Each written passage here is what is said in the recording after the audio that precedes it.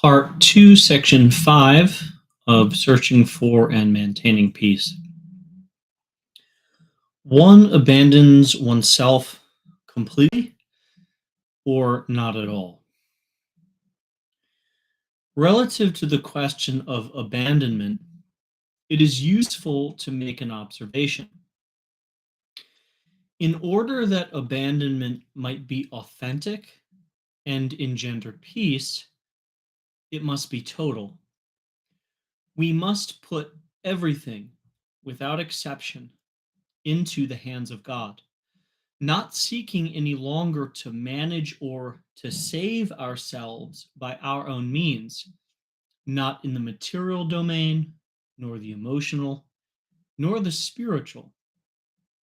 We cannot divide human existence into various sectors, certain sectors where it would be legitimate to surrender ourselves to God with confidence, and others where, on the contrary, we feel we must manage exclusively on our own. And one thing we know well, all reality that we have not surrendered to God, that we choose to manage by ourselves without giving carte blanche to God, will continue to make us more or less uneasy. The measure of our interior peace will be that of our abandonment, consequently of our detachment. Abandonment inevitably requires an element of renunciation, and it is this that is most difficult for us. We have a natural tendency to cling to a whole host of things, material goods, affections, desires, projects, etc. And it costs us terribly to let go of our grip because we have the impression that we will lose ourselves in the process, that we will die.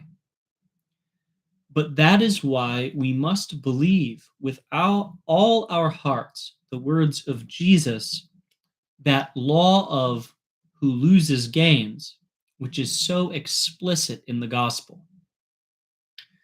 Whoever would save his life will lose it, while whoever loses his life for my sake will find it. Matthew 16:25. He who accepts this death of detachment, of renunciation, finds the true life. The one who clings to something, who wishes to protect some domain in his life in order to manage it at his convenience without radically abandoning it into the hands of God, is making a very bad mistake. He devotes himself to unnecessary preoccupations and exposes himself to the gnawing sense of loss. By contrast, he who accepts to put everything into the hands of God, to allow him to give and take according to his good pleasure, this individual finds an inexpressible peace and interior freedom.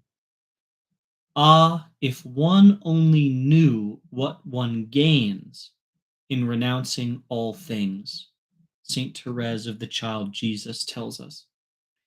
This is the way to happiness, because if we leave God free to act in his way, he is infinitely more capable of rendering us happy than we ourselves are, because he knows us and loves us more than we can ever know or love ourselves.